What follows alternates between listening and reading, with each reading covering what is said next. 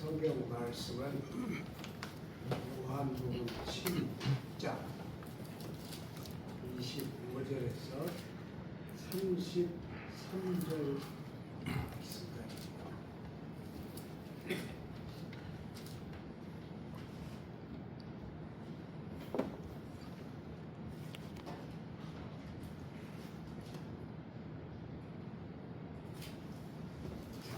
우리 한 목소리로 함께 공독하시겠습니다.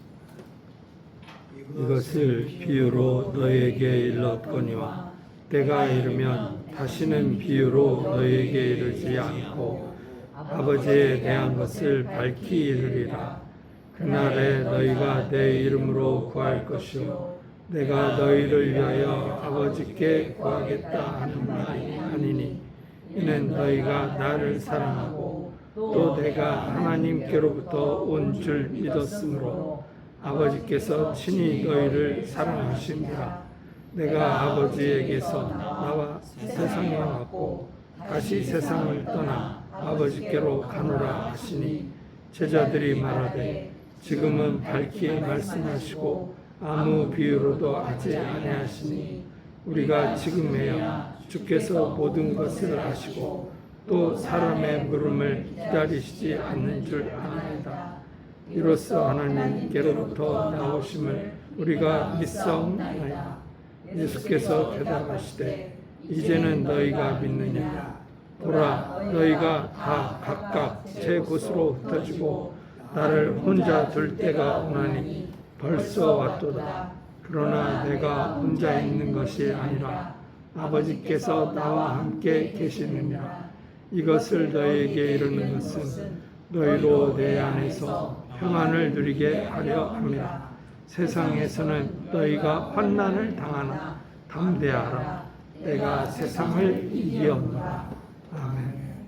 하나님, 저희를 그리스도 안에서 보시사 항상 이끄시고 동행하여 주심을 감사드립니다.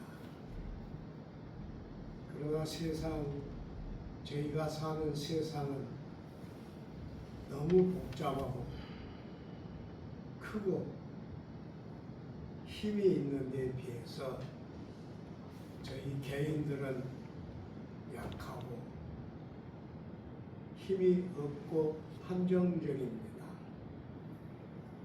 이런 저희를 잘 아시는 주님, 저희와 항상 함께 계셔서 주님의 힘을 저희에게 공급하여 주시고 주님의 지혜 속에 저희를 품어주시고 주님의 오른손으로 저희 갈 길을 가리키사 인도하여 주옵소서. 지금은 주님의 말씀을 들으려 저희가 옷깃을 여미고 마음을 추스립니다. 너무 깊고 너무 어려운 주님의 말씀 우리가 듣고 깨달을 수 있게 도와주시고 우리 인격 속에 빈 곳을 주님의 말씀으로 채우셔서 세상을 넉넉히 이기는 하나님의 사람들 되게 붙들어 주옵소서. 이 자리에 함께하지 못한 모든 사람들을 기억하여 주시고 존귀한 시간을 함께 기억하게 도와주시옵소서. 예수님 이름으로 기도드립니다. 아멘. 이 요한복음 16장 이 부분은 좀 어려워요. 어렵게 되어 있습니다. 여러분 잘 아시는 대로 요한복음 14장, 15장, 16장은 예수님이 제자들을 모아두시고 고별사를 하신 곳입니다.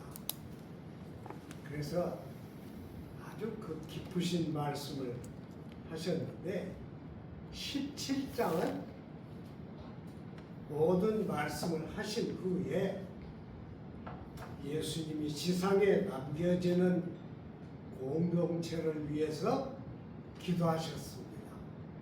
그래서 우리는 그 요한복음 17장을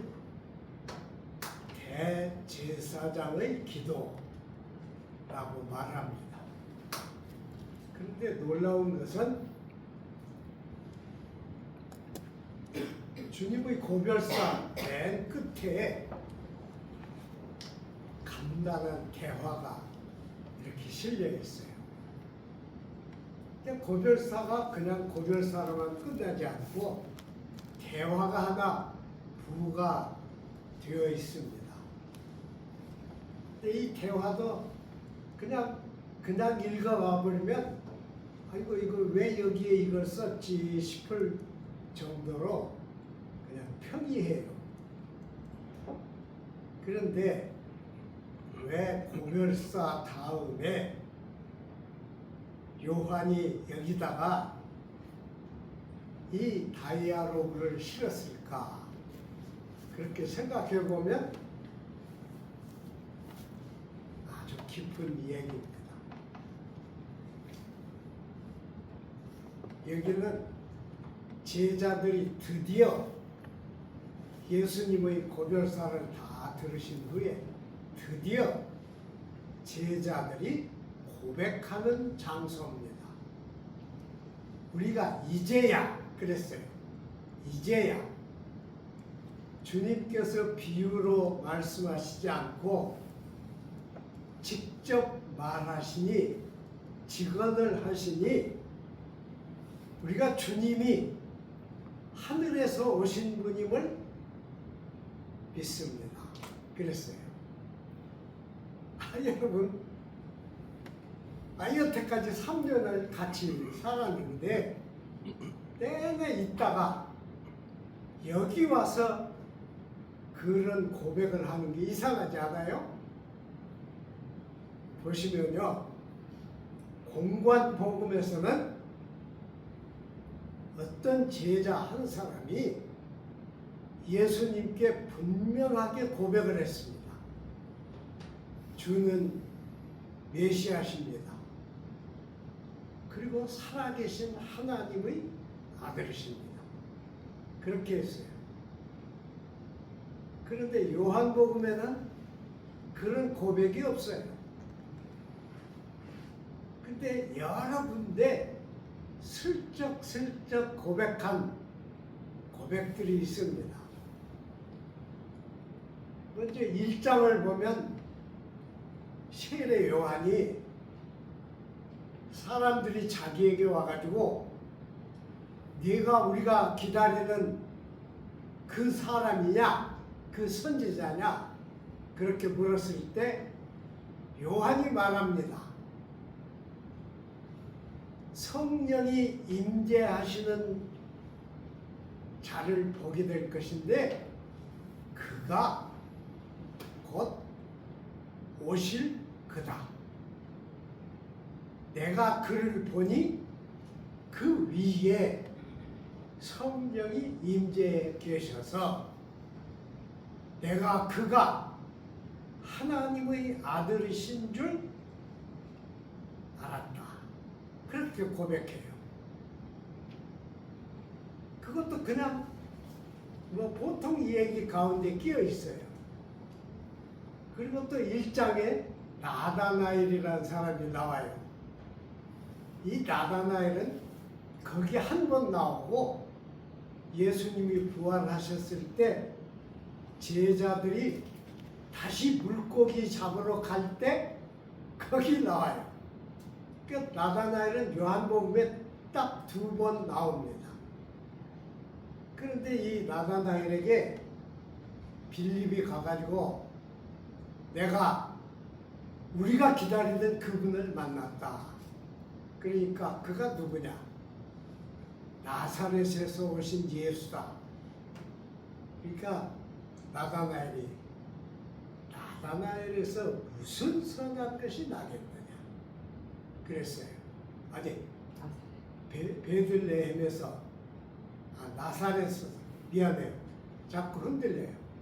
나사렛에서 무슨 선한 것이 나겠느냐. 그런데 마침 그때 예수님이 거기 오셨습니다. 그래서 나다나엘을 이스라엘 중에 이스라엘이다. 그렇게 얘기를 하셨어요. 그러니까 나다나엘이 깜짝 놀래가지고 아니 선생님은 내가 이제 처음 만났는데 언제 나를 보셨습니까? 네가 무화과 나무 아래 있을 때 내가 보았노라. 무화과 나무 아래가 어디냐? 나다나엘의 비밀 개인 기도 장소입니다. 거기서 아무도 보지 못하는 데서 아무도 듣지 못하는 기도를 나다나엘은 매일 하나님께 드렸어요. 그것을 다른 사람은 아무도 모릅니다. 그런데 그날 처음 만난 이 예수님이 자기가 나사렛에서 무슨 선한 것이 나겠느냐 한 그 예수님이 내가 너를 무화과 나무 아래에서 보았다 그러시잖아요. 그러니까 나다나엘이 어떻게 했어요?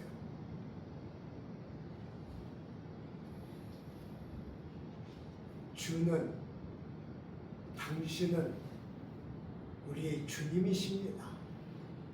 당신은 우리가 기다리는 그분입니다. 그래 한마디 더 했어요. 이스라엘의 왕이십니다. 아니 아까는 나사렛에서 무슨 선한 것이 나겠느냐. 그런데 예수님을 딱 만나고 한마디 말씀을 듣고 당신은 이스라엘의 왕이십니다. 그렇게 고백을 했어요.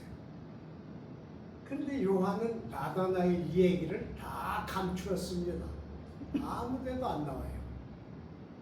그리고 3장에 가면 니고데모가 밤중에 찾아온 니고데모가 랍비여 당신은 하늘에서 오신 선생님인 줄 우리가 압니다. 그랬어요. 선생님 디다스카로스입니다. 디다스카로스. 그러니까 랍비도 선생인데 사람들이 부를 때 다 그렇게 부르는데 니고데모는 처음 만난 그분에게 당신은 하늘에서 오신 디다스칼로스입니다. 그랬어요. 4장에 가면 여러 차례 말씀드렸지만은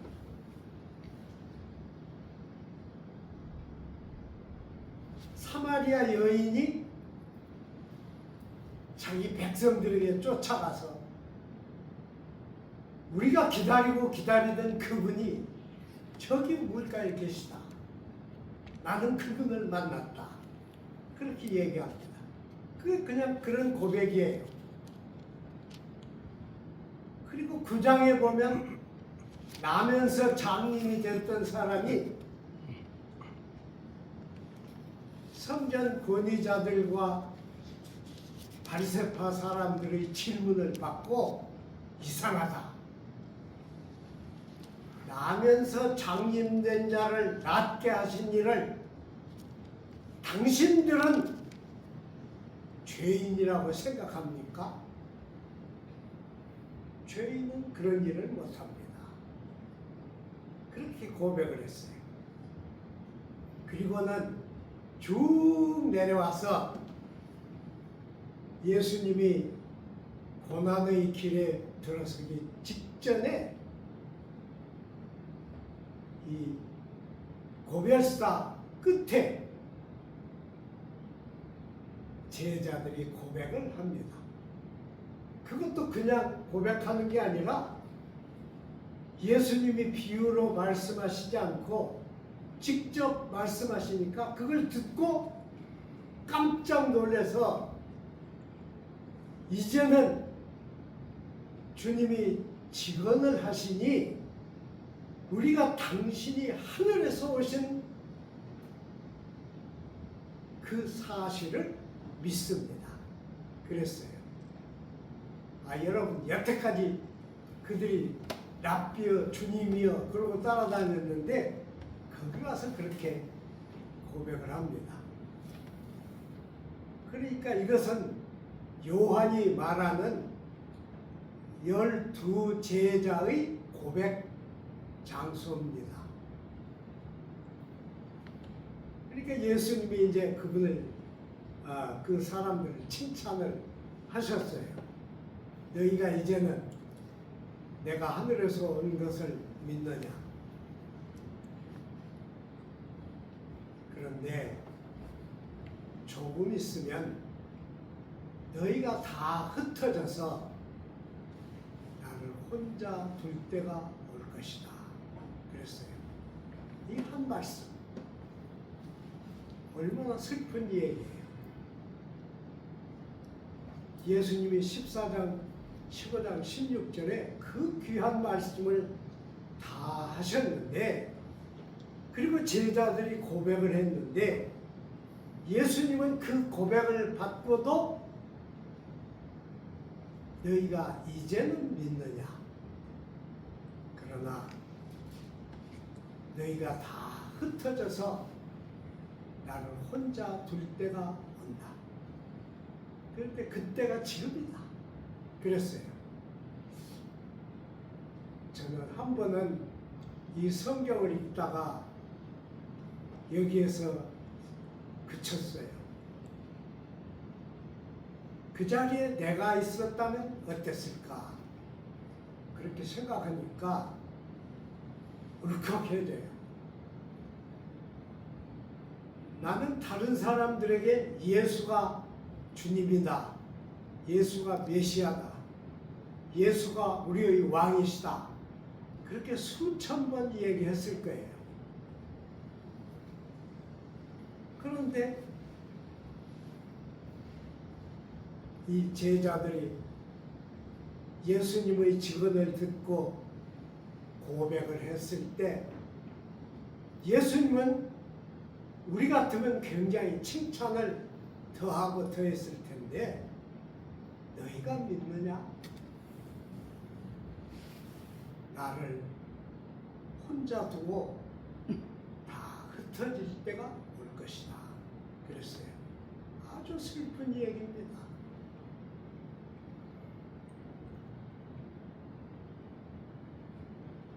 그러면서 예수님은 이렇게 말씀하셨습니다. 세상에서는 환난을 당할 것이다.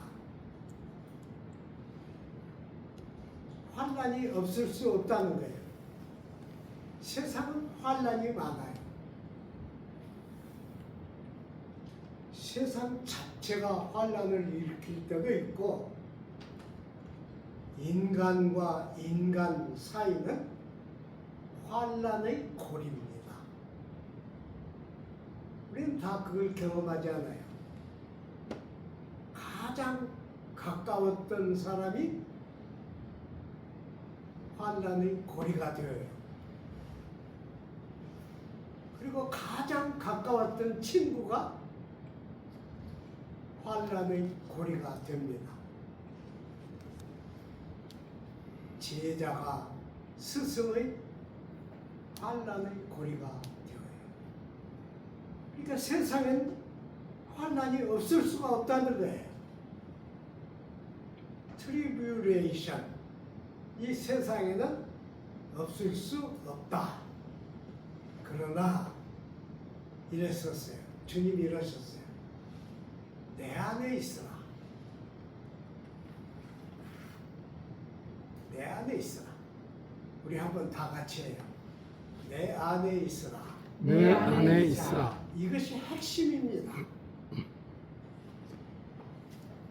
바울은 엔크리스토, 그래서 바울 신학의 핵심 키워드가 그리스도 안에입니다.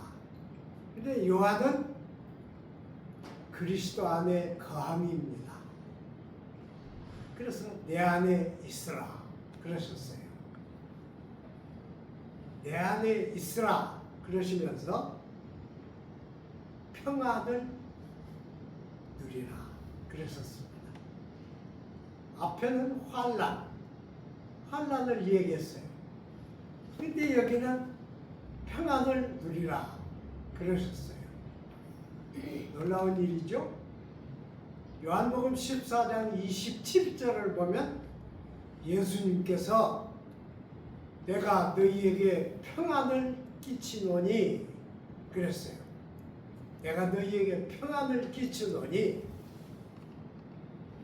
이 평안은 세상이 주는 것과 같지 않다. 그리고 부활하신 예수님이 제자들을 만나셔서 너희에게 평강이 있을지어다 그랬었어요. 이 평안은 에이레네입니다. 에이레네. 그리고로 너희에게 내 평강이 주어진다. 그런 말씀이죠. 그런데 놀라운 것은 예수님의 평강은 아무도 못 봅니다. 아무도 몰라요. 우리도 잘 몰라요. 저는 예수님 오래 믿었는데 가끔 깨닫기는 하지만 금방 잊어버립니다. 주님이 주신 평강은 잠깐이고 세상이 안기는 환난은 크고 오래입니다. 그러면 무슨 평안이에요? 예수님이 우리에게 주신 평안은 무슨 평안입니까? 이것은 사람들이 세상에서 몰라요. 맛보지 못해요. 볼 수도 없어요. 보아도 보지 못합니다. 오직 주님과 나와의 사이에만 있는 거예요. 여러분 기억하셔야 돼요. 이것은 내가 견딜 수 없을 때 무릎이 꺾이고 내 입에서 한마디 주님 그 말이 나올 때 바로 주님이 우리 가슴 속에 열어주시는 평강입니다. 그건 놀라운 거예요. 어디에도 없습니다. 아무도 몰라요. 여러분 바울은 세상 권세자들이 이 지혜를 알았으면 예수를 십자가에 못 박지 않았을 것이다. 그런데 그 지혜와 같아요. 아무도 모릅니다. 오직 예수를 주로 고백하는 그 순간에만 이 평강은 우리 가슴 속에 솟아납니다. 그것이 예수가 주시는 평안이에요.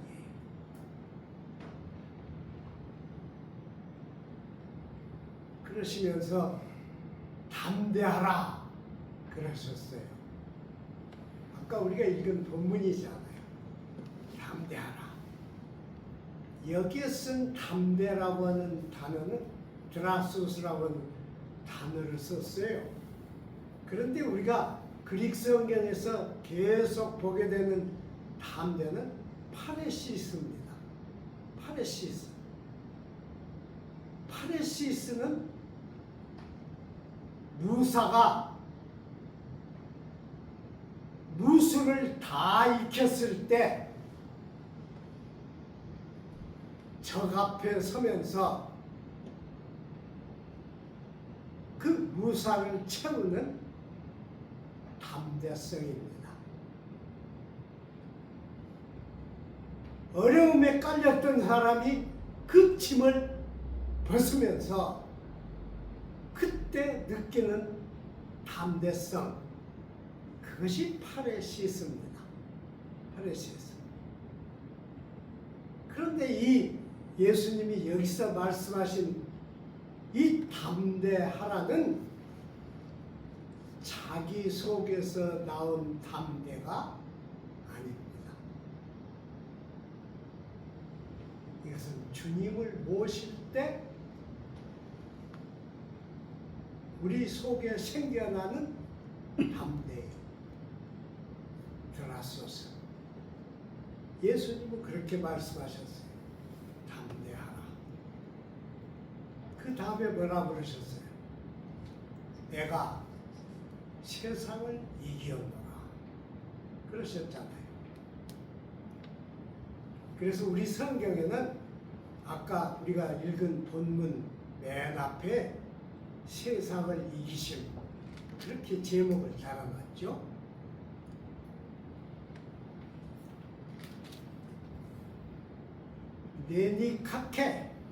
네니카카라고 하는 게 니코스가 이기는 거죠, 여러분. 그래서 우리 그 운동화에 그거 있잖아요. 니코스. 근데 과거형으로 하셨어요. 네니카케.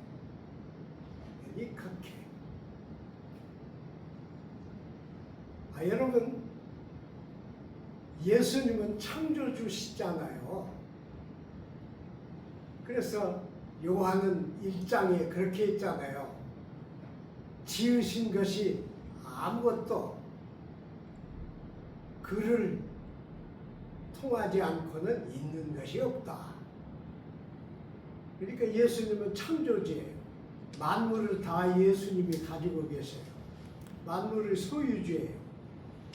그런데 예수님이 세상을 이기셨다 그러니 그게 무슨 말씀이에요? 여러분, 창조주가 피조물을 이겼다는 것이 무슨 말이에요? 이건 놀라운 얘기입니다. 이것은 예수님이 하실 말씀이 아니고 사실은 우리가 예수님 발자취를 따르면서 계속 할 우리 고백의 일종입니다. 베드로가 그랬잖아요. 배를 타고 베드로가 고기를 잡는데 바람이 불었어요. 예수님이 물 위로 걸어오셨어요. 그래서 사람들이 귀신인가 그렇게 생각했습니다. 그런데 예수님이 나다. 그러셨을 때 베드로가 주님이시면 나도 물 위에 걷게 해주십시오. 그래서 베드로도 물로 내려왔습니다. 베드로도 걸었어요. 그런데 베드로가 뭘 봤습니까? 밀려오는 광풍을 봤어요. 불어오는 광풍에 베드로의 시선이 옮겨졌어요.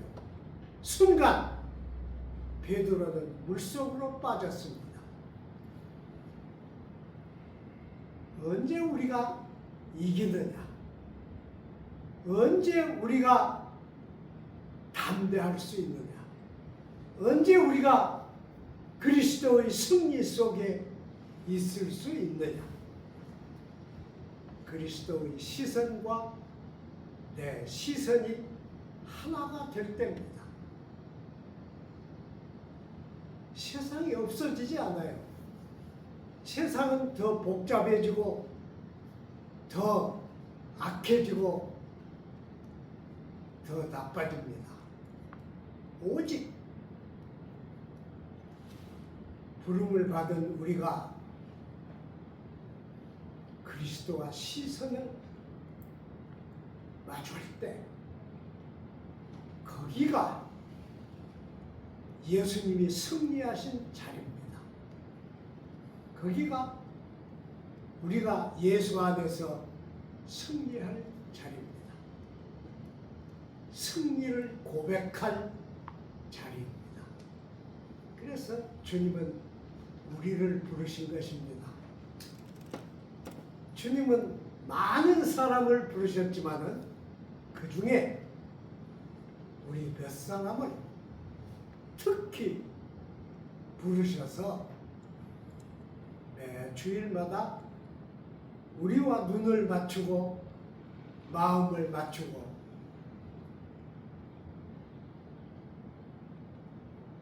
주님의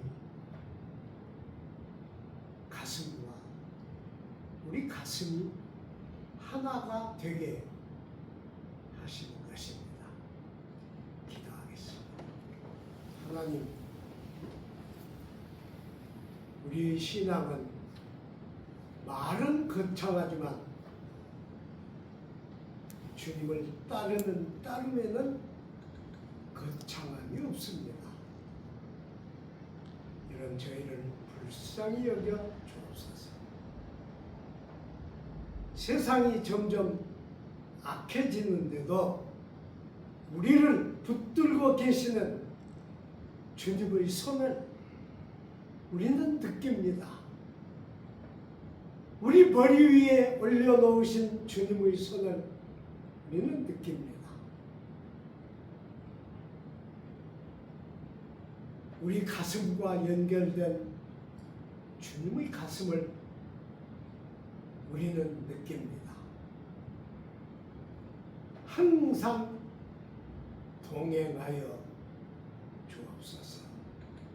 예수님 이름으로 기도드리나이다. 아멘.